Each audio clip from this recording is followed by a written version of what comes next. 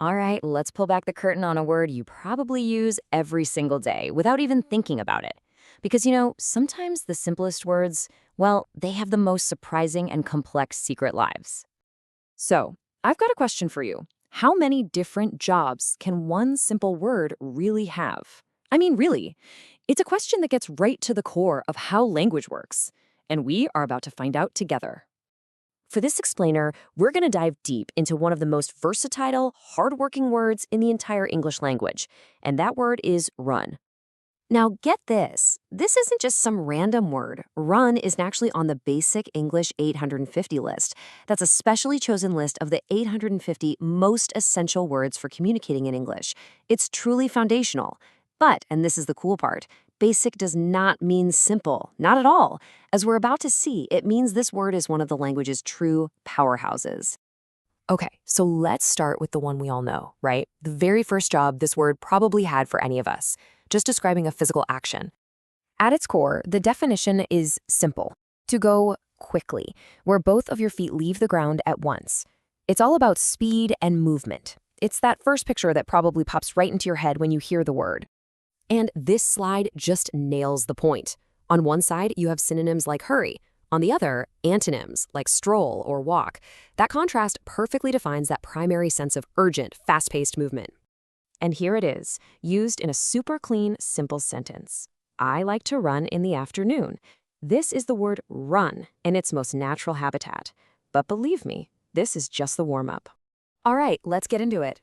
The word run was really just getting started.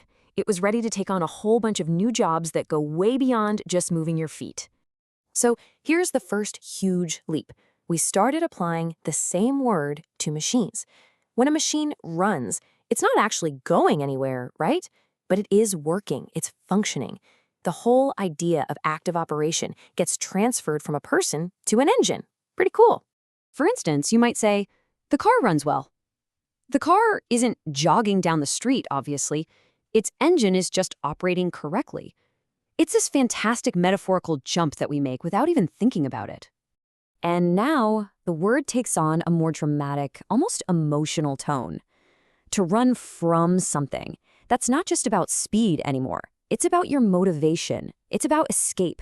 It's about fleeing danger. This example here, he ran from the cops, tells an entire story in just 5 words. That action is so loaded with intent. This is definitely not a casual jog in the park. Okay, get ready for maybe the biggest shift of all. Here, run means to be in control, to manage. So, how in the world did we get here? Well, think about it. A person who runs a business is making it function, right? Making it operate smoothly, almost like a well-oiled machine. The person running the place isn't moving at all. They're directing the movement of everything else. And this example shows it perfectly. He ran the hotel. See, here, run is a transitive verb. It's an action he's doing to the hotel. He's managing it, directing it, making it function. This is a complete 180 from our first definition. So, just when you think you've seen everything run can do as a verb, it pulls a fast one and completely changes its job description. So yeah, everything we've looked at up to this point has been about run as a verb, as a doing word. It's been about moving, functioning, escaping, or managing. But what happens when run stops being the action and becomes the thing itself? What happens when it takes on the job of being a noun? I mean, the sheer variety here is just fascinating. As a noun, a run can be the physical trip, your morning jog. But it's also a score in baseball or cricket, a concept completely disconnected from physical movement. Then it can stretch to mean a period of time, like a long run on Broadway. So you've got a trip, a point, a duration, all these completely different ideas, all housed under the same simple 3-letter word.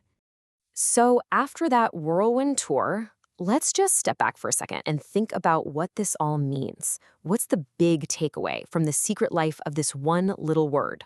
Well, it all comes back to this number, 850. That list of the most essential, most fundamental words in the English language. Run is on that list not just because it's common, but because it is an incredibly powerful and flexible tool. And that's the beautiful irony, isn't it? We call them basic words, but they are the true heavy lifters of the language. One so-called simple word can hold an entire world of different meanings, contexts, and ideas within it. Which, of course, leaves us with one final thought. If a word like run can do all of this, What other everyday words are out there, hiding in plain sight, just waiting for us to discover their own amazing secret lives? Thanks for joining me for this explainer.